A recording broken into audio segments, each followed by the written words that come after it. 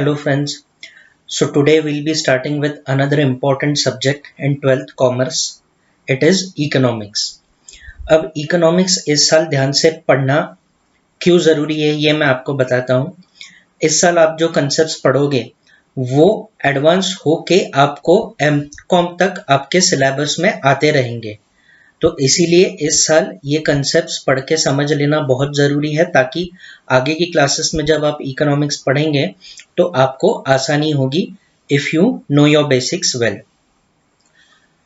Now this first chapter introduction to microeconomics and macroeconomics is relatively a very easy chapter. इसमें कुछ खास है नहीं, सिर्फ इंट्रोडक्शन, मीनिंग, डेफिनेशन है, फीचर्स और इम्पोर्टेंस है।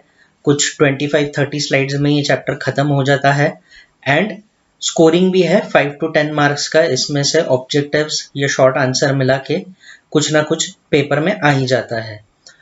तो चलिए शुरू करते हैं हमारा discussion of this chapter called introduction to microeconomics and macroeconomics. तो जैसे इस चैप्टर का नाम है microeconomics and macroeconomics, तो आप समझ गए होंगे कि ये जो एंटायर सब्जेक्ट है, not just this topic, not just this chapter, entire subject is divided into two parts, microeconomics और macroeconomics। मतलब आपके लेवल पे 11th-12th में बेसिक लेवल पे और सबसे एडवांस लेवल में भी ये सब्जेक्ट का बाइफर्केशन ऐसे ही होता है। So let's see economics. There are two major parts, microeconomics and macroeconomics. Microeconomics, the word micro is derived from Greek word micros, which means small. And as far as macroeconomics is concerned, macro is derived from Greek word macros, which means large. तो literal meaning इसका जो है micro मतलब small, so it means study of small parts. Macro मतलब large, it means study of larger parts. This is the person who's appearing on the screen, Professor Ragnar Frisch. He was a professor at Oslo University. He was the first person who has coined the terms microeconomics and macroeconomics in the year 1903. Let us take a look at his achievement. He was jointly awarded the first Nobel Prize in Economics in the year 1969, and he shared the Nobel Prize with a person called Jan Tinbergen. He is also credited with the work of econometrics. He is called the pioneer of econometrics. Econometrics होता क्या है? Application of mathematical models and statistical techniques to economic data and theories. As you study this subject in detail, you will have better clarity on what this means. He referred to study of individual firm and producer as microeconomics and study of aggregate economy as macroeconomics. That makes him the first person to use this terms. थोड़ा सा background जान लेते हैं, historical approach हम लोग देखते हैं micro economics और मैक्रो इकोनॉमिक्स का। Let me first give you an insight into microeconomics. So as an approach, microeconomics was developed first. It is a traditional approach and it can be traced back to the era of classical economists. Who are these classical economists? Adam Smith and David Ricardo. 11th में economics जब आपने पढ़ा होगा तब इन लोगों के definitions आपने पढ़े होंगे, तो ये नाम आपको पता होने चाहिए। This concept of microeconomic was popularized by neoclassical economists such as Professor Alfred Marshall in his book Principles of Economics, which he wrote in 1890. Other contributions have been made to microeconomics by Professor Pigou and Mrs. Joan Robinson. So Alfred Marshall, another, is a very popular name. Whenever students study economics, they get familiar with this name. Let us see macroeconomics. Macroeconomics existed in past before evolution of microeconomics. अब इसमें confuse मत होना, मैंने पहले आपको बताया कि microeconomics approach was developed first. अब मैं आपको बता रहा हूँ macroeconomics existed before microeconomics. तो macroeconomics microeconomics से पुराना है, but as an approach theories microeconomics की पहले डेवलप हुई है। तो इसमें कोई कंफ्यूजन नहीं होना चाहिए, ये ठीक से समझ लो। In the 16th and 17th century, mercantilists advocated policies based on macroeconomics to the government. In the 18th century, physiocrats imagine concept of national income and wealth. Physiocrats मतलब जो फ्रेंच थिंकर्स है उनके लिए ये टर्म यूज होता है, physiocrats. Classical economic theories of Professor Adam Smith, Professor Ricardo, Professor J.S. Mill discussed these concepts. तो इन लोगों ने जो नेशनल इनकम और वेल्थ की थियरीज इमेजिन की, वो इन सारे लोगों ने, जो नाम यहाँ पे मेंशन किए हुए आपको दिख रहे हैं हाईलाइटेड इन ब्लू, उन लोगों ने अपने थियरीज में उनको इंक्लूड किया. After great depression, Maynard Keynes published his book General Theory of Employment, Interest and Money in the year 1936. He used macroeconomics approach to analyze the problem. So Great Depression is a significant event. It's like in economics, it is like what World War is in history. 1930s के around कुछ great depression आया था, उसके बाद में काफ़ी सारे evolutionary changes हुए इकोनॉमिक्स एज अ सब्जेक्ट में और बाकी सारी फील्ड्स में भी, इंडस्ट्रीज में भी. तो कभी भी रेफरेंस दिया जाता है तो इस इवेंट का बहुत से बुक्स में रेफरेंस इसका दिया जाता है. Now let us understand what micro economics is first. आज के लेक्चर में हम लोग माइक्रो इकोनॉमिक्स पे फोकस करेंगे, हम लोग समझ लेंगे माइक्रो इकोनॉमिक्स क्या है. सो एज यूजुअल मीनिंग और डेफिनेशन के साथ हम लोग शुरू करते हैं. अब आपकी टेक्स्ट बुक में जो सारी चीजें आपको दी हुई है, everything is included in this slide show presentation. मैंने बस उसे सूटेबली ब्रेकअप कर लिया है, सॉर्टेड कर लिया है. आप टेक्स्ट बुक ना उठाए और स्लाइड शो पे भी ध्यान दे तो भी आपका पूरा कंटेंट कवर हो जाता है. बस आप एक नोटबुक लेके बैठ जाइए and it will be very helpful for you to take down this notes. ये सारा जो मैंने स्क्रीन पे प्रेजेंट किया हुआ है, you can use it as smart notes, आपको रिवीजन में काम आएगा. तो चलिए शुरू करते हैं हर main part of this chapter, micro economics. What is the meaning of microeconomics?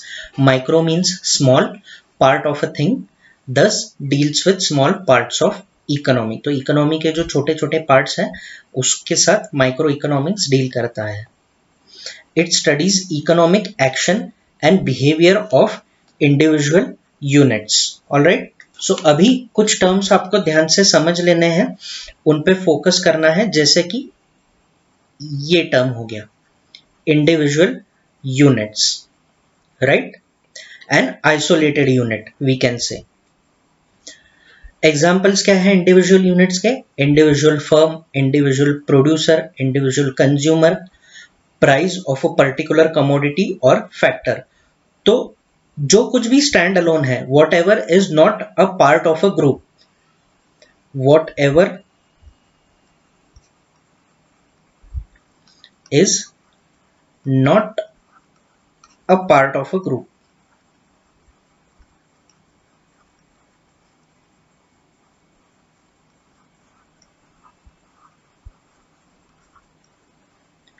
या जो आइसोलेटेड है, उसका स्टडी हम लोग माइक्रो इकोनॉमिक्स में करते हैं. Very easy to remember. कुछ इसमें बहुत कॉम्प्लिकेटेड लॉजिक नहीं है या कोई डीप मीनिंग नहीं है.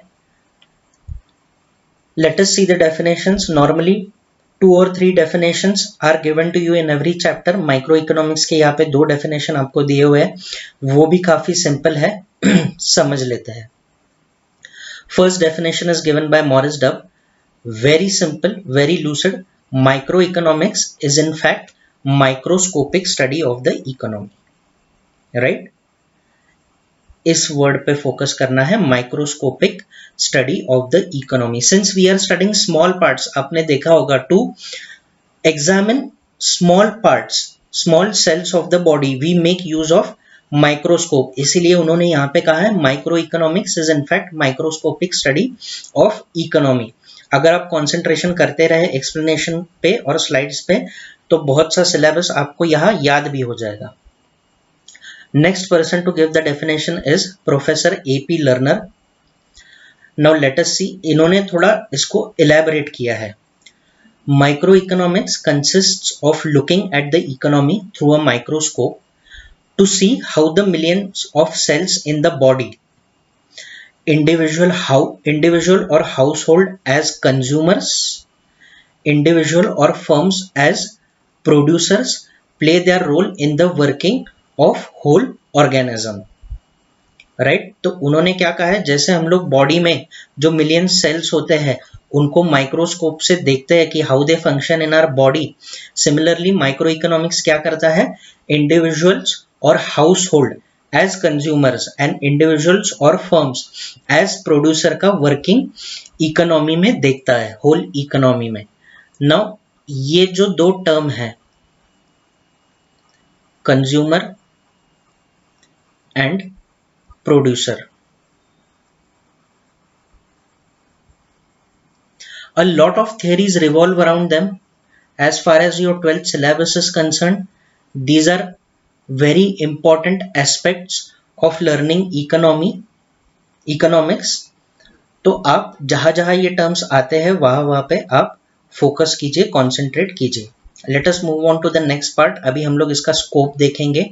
What is the scope of micro economics. Microeconomics के दायरे में क्या क्या आता है. theory of product pricing. First is theory of product pricing. Next is theory of factor pricing. Next is theory of economic welfare. Again ये समझने में ज़्यादा डिफिकल्ट नहीं है. प्रोडक्ट प्राइसिंग, कोई प्रोडक्ट की प्राइसिंग कैसे की जाती है वो इस थियोरी में डिस्कस होता है. फैक्टर प्राइसिंग, किसी फैक्टर की प्राइसिंग कैसे डिटरमाइन होती है ये इसमें डिस्कस होता है. Now what is factor we will see in the upcoming slides. By factor here it means factors of production and theory of economic welfare.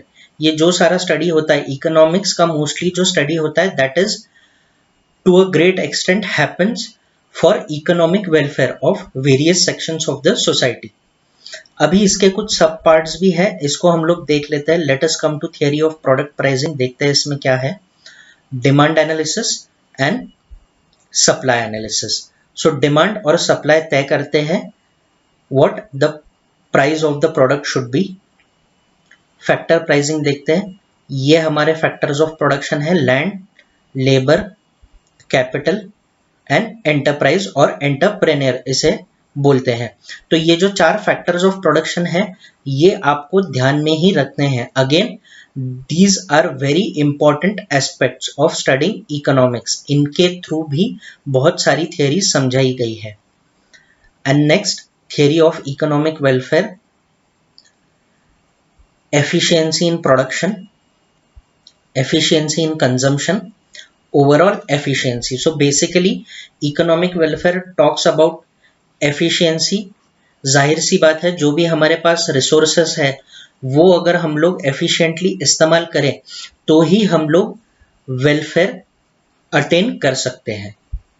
Alright, तो इतना सा स्कोप है माइक्रो इकोनॉमिक्स का. जो भी है आपकी स्लाइड पे यहाँ पे आपको सामने दिख रहा है. अभी इसको फर्दर हमें डिटेल में पढ़ते जाना है. आप साइमल्टेनियसली नोट्स बना सकते हैं या तो इस चीज का स्क्रीनशॉट आप ले सकते हैं as along with my explanation.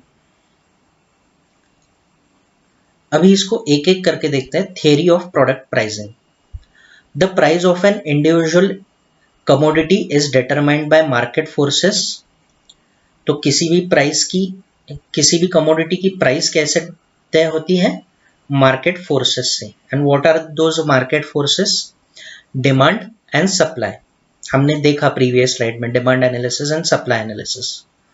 Micro economics is concerned with demand analysis, that is individual consumer behavior, and supply analysis, that is individual producer behavior. अब यहाँ पे एक चीज समझ लीजिए, डिमांड एनालिसिस, डिमांड किसकी तरफ से होगी, डिमांड कंज्यूमर की तरफ से होगी. इसलिए डिमांड एनालिसिस की जब भी बात आती है तो what is studied, consumer behaviour. And since we are studying micro economics तो इंडिविजुअल, एक सिंगल कंज्यूमर जो है उसका पैटर्न ऑब्जर्व किया जाएगा. और सप्लाई किसकी तरफ से होता है, प्रोड्यूसर की तरफ से. So individual behaviour of producer is studied in supply analysis, we study individual producer behaviour. इसलिए यहाँ पे देख लीजिए, जहाँ पे डिमांड एनालिसिस मेंशन किया है वहाँ पे हमने कंज्यूमर बिहेवियर लिखा है क्योंकि डिमांड कंज्यूमर की तरफ से आती है। जहाँ पे सप्लाई एनालिसिस लिखा है वहाँ पे हमने प्रोड्यूसर बिहेवियर लिखा है क्योंकि सप्लाई प्रोड्यूसर करता है। So again this is how simple theory of product pricing is. Together, demand and supply determine the price of a particular commodity. All right. So इन दोनों का कनेक्शन किस चीज से है? प्राइस ऑफ अ कमोडिटी से।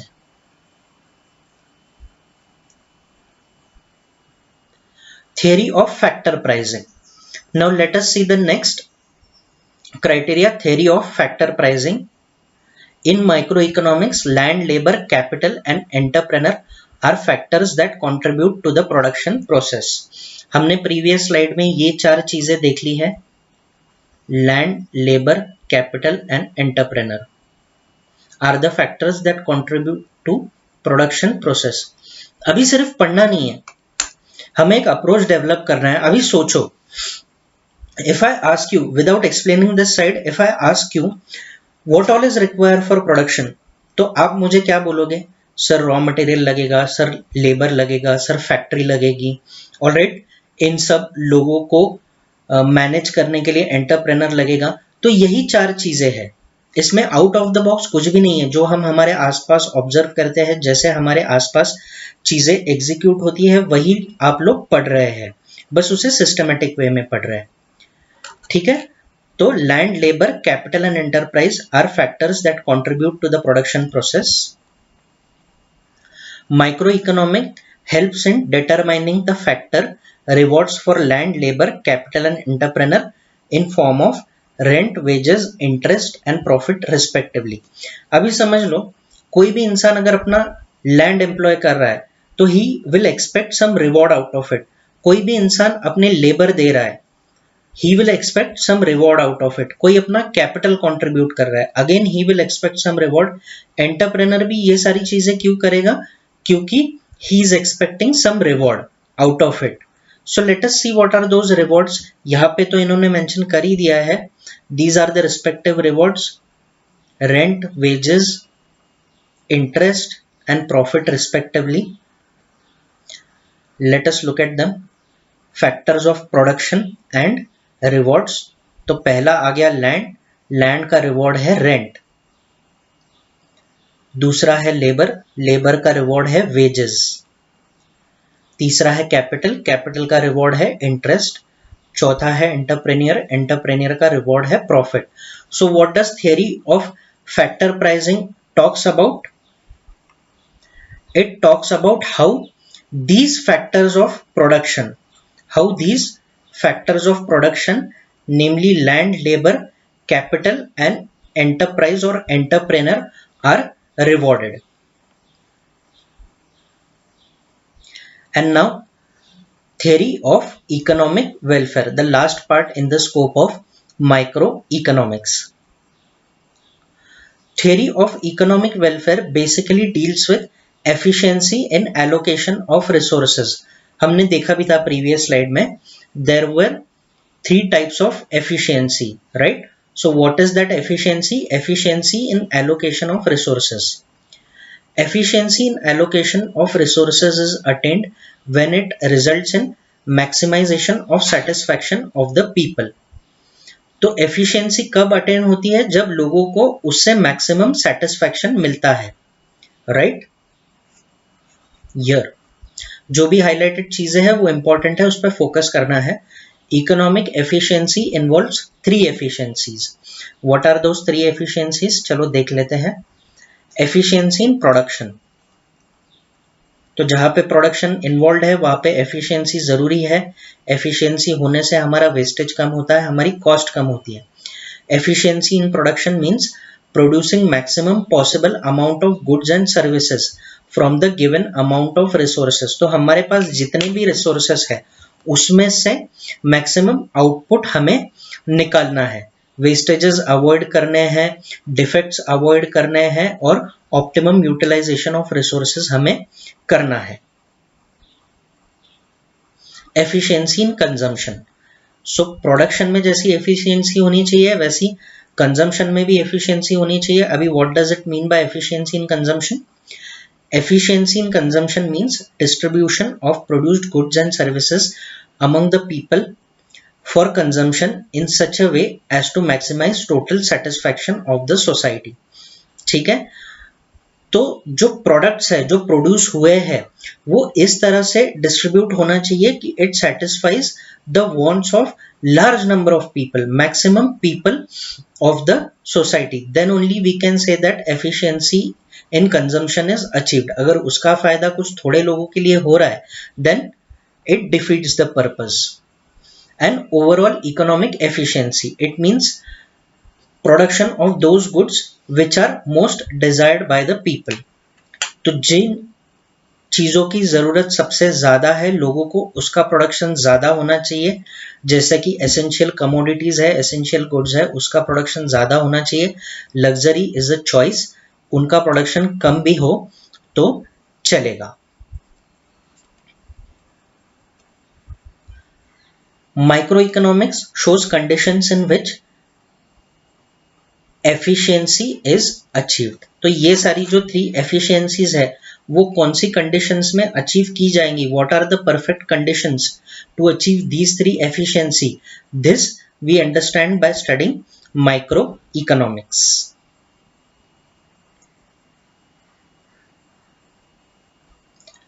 I hope so far the concept of microeconomics is clear to you. Now we are moving to the end of this concept. Features और importance यही 2 concept हमारे बाकी है। Let us look what the features are one by one. Study of individual units हमने देख लिया हमारी पहली स्लाइड में, it is the first feature. Next price theory हमने देख लिया how the product is priced. Partial equilibrium, equilibrium का मतलब होता है बैलेंस बिटवीन 2 फैक्टर्स, जैसे डिमांड एंड सप्लाई है उनको बैलेंस करके प्राइसेस कैसे कंट्रोल करने हैं ये इसमें स्टडी किया जाता है बेस्ड ऑन सर्टन अजम्पशंस। कुछ अजम्पशंस है जिनके बिना ये थ्योरीज फेल हो जाएंगी, इसलिए कुछ चीजें अज्यूम की हुई होती हैं। Slicing method, it uses the slicing method, ये भी हम लोग डिटेल में देखेंगे। यूज ऑफ मार्जिनलिज्म प्रिंसिपल, मार्जिनलिज्म का मतलब ये होता है कि एडिशनल यूनिट से एडिशनल यूटिलिटी, एडिशनल यूजफुल कितना होगा, इस चीज को मार्जिनल कहते हैं इकोनॉमिक्स में, वो भी हम लोग डिटेल में पढ़ेंगे। Analysis of market structure and limited scope, so these are the features that we are suppose to study.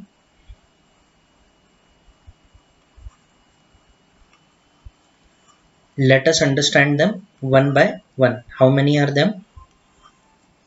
There are 8 of them.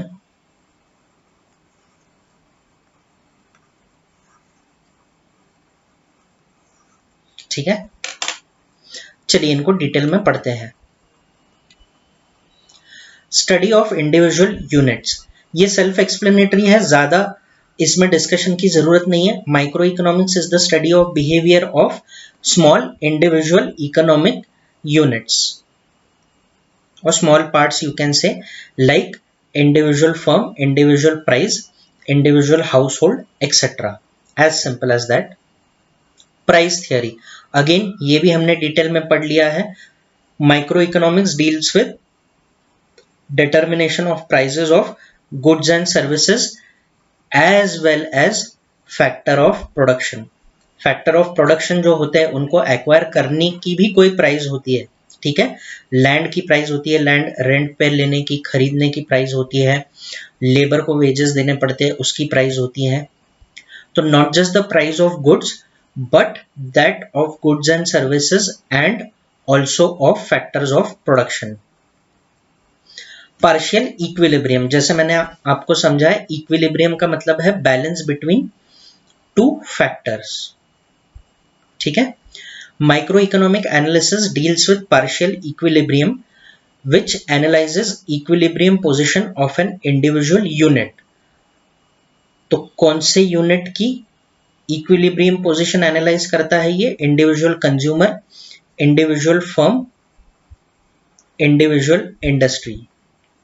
ठीक है, it isolates an individual unit from other forces and studies its equilibrium independently. मतलब ये separate कर लेगा group में से and then it will try to study its equilibrium position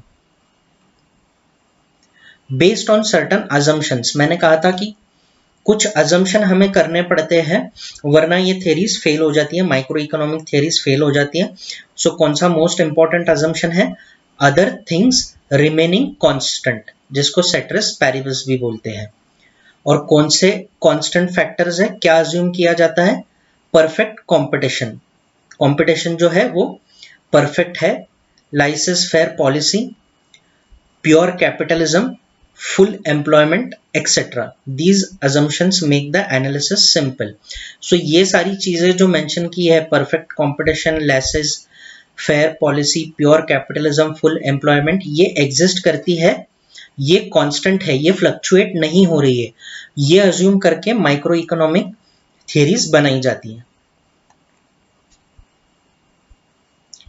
slicing method, microeconomics uses slicing method. What it does, it slices the whole into parts. देखिए, it splits or divides whole economy into small individual unit and then studies each unit separately in detail. For example, study of individual income out of national income. तो यहाँ पे whole क्या है? national income whole है, उसमें से individual income separate कर लिया। जैसे nation का पूरा जो income है वो अलग है और मेरा अकेले का इनकम अलग है, तो इसने मेरा इनकम सेपरेट कर लिया नेशनल इनकम से और उसको एनालाइज कर लिया। Same way study of individual demand out of aggregate demand, aggregate demand है उसमें से इंडिविजुअल डिमांड सेपरेट कर ली। समझ लो बिस्किट की डिमांड है पूरे कंट्री में, तो उस डिमांड में से मेरा शेयर कितना है, मेरा पोर्शन कितना है, ये स्टडी कर लिया। या प्रोडक्ट रेंज है, बहुत सारे प्रोडक्ट है, बहुत सारी कार्स है, राइट, उसमें से एक कंपनी की मारुति की डिमांड कितनी है वो स्टडी कर लिया, उसे कहते हैं slicing method. Use of marginalism principle, the concept of marginalism is the key tool of micro economics analysis. The term marginal means change brought in total by an additional unit. तो additional unit introduce करने से total में कितना फर्क आता है, इसको marginal कहते हैं। मैंने आपको पीछे भी समझाया, एडिशनल यूनिट को इंट्रोड्यूस करने से टोटल में कितना फर्क आता है, इसे मार्जिनल कहते हैं। Alright, and marginalism is the key tool of micro economic analysis. Marginal analysis helps to study a variable through the changes. Producer and consumers take economic decisions using these principles. तो ये principles use करके economic decision producers और consumers ले पाते हैं। And analysis of market structure. Microeconomics analyzes different market structure such as perfect competition, monopoly, monopolistic competition, oligopoly. ये सारी market conditions है, आपने 11th में पढ़ा है। What does it mean by all these terms? तो ये मार्केट स्ट्रक्चर जो है उसको माइक्रो इकोनॉमिक्स एनालाइज करता है। This is the simple discussion of features. Now let us move on to the last part, importance of micro economics, और micro economics का discussion हमारा खत्म हो जाएगा। Oh before that there is one more thing that remains to be discussed. Limited scope. Scope of microeconomics is limited only to individuals. अगर आपको कोई पूछे कि माइक्रो इकोनॉमिक्स का स्कोप क्या है, तो नेचुरली ये चीज दिमाग में आनी चाहिए कि भाई ये तो सिर्फ इंडिविजुअल डिस्कस करता है, इंडिविजुअल स्टडी करता है, होल और एग्रीगेट का तो इसमें कोई रेलेवेंस ही नहीं है।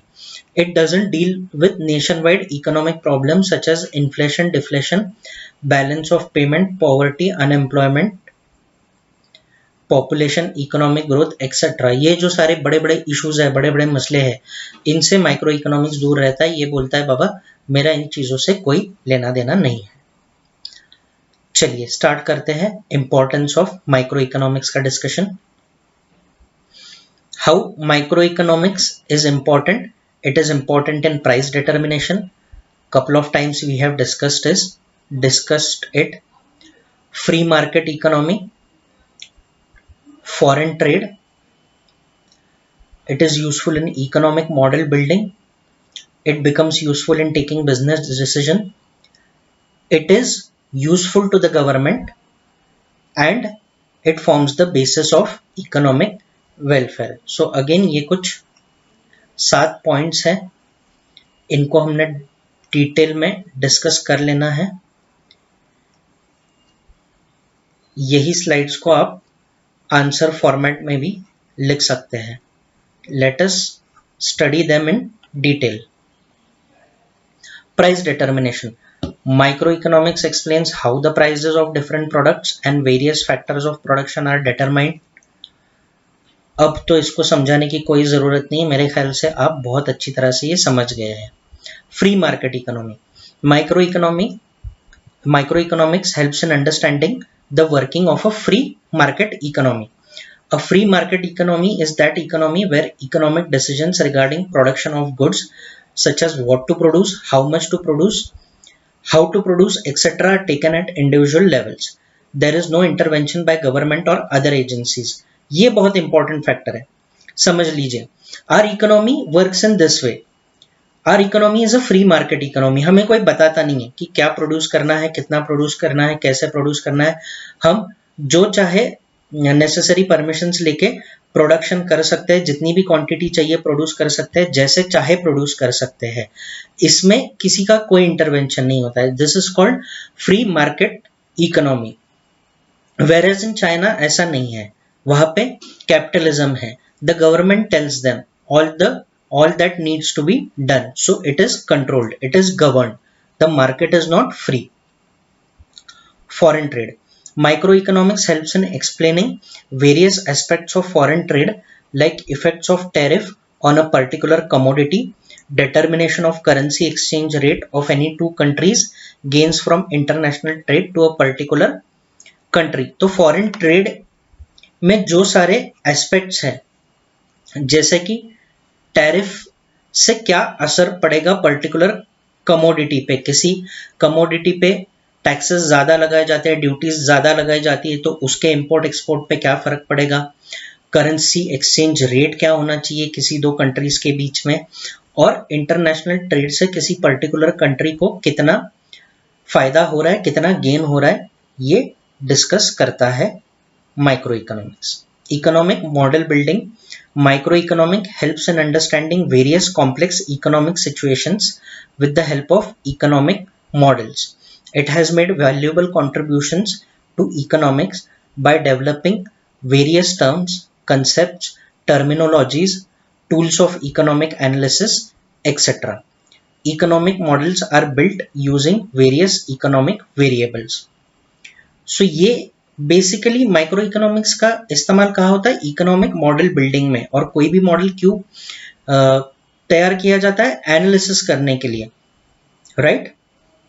Micro economics has contributed a lot by developing various concepts, terms, terminologies and tools. तो जहां पे मॉडल डेवलपमेंट की बात आती है, वहां पे माइक्रो इकोनॉमिक्स काम आता है।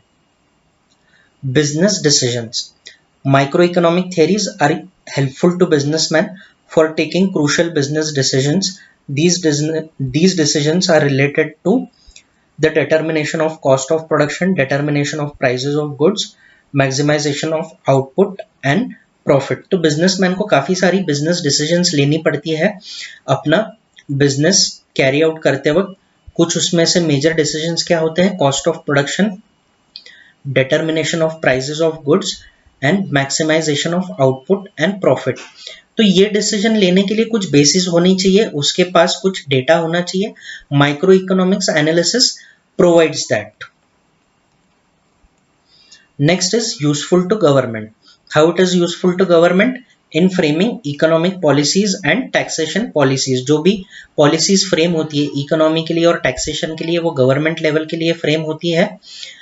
उसमें से मेन पॉलिसीज जो होती है वो पब्लिक एक्सपेंडिचर की होती है, प्राइस पॉलिसी होती है।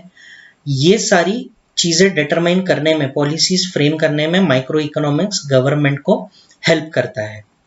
These policies help the government to attain its goals of efficient allocation of resources and promoting economic welfare of the society। जैसे हमने पिछली स्लाइड में देखा, इकोनॉमिक वेलफेयर की हम लोग बात कर रहे थे। इकोनॉमिक वेलफेयर कैसे अचीव होता है? By efficient allocation of resources. ठीक है, तो it also helps the government in fulfilling this goal. And basis of economic welfare, it forms a basis of economic welfare.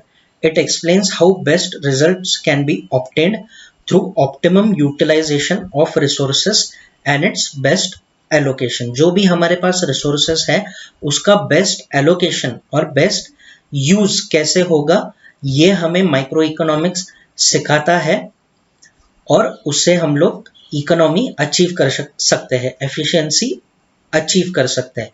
It also studies how taxes affect social welfare. Tax से हमारे welfare पे क्या impact होता है वो भी micro economic analysis हमें समझाता है। तो इतना डिस्कशन है माइक्रो इकोनॉमिक्स का, and this marks the end of our lecture. In our next lecture we will study macroeconomics. Till then, revise these concepts, understand them carefully. See you in the next lecture.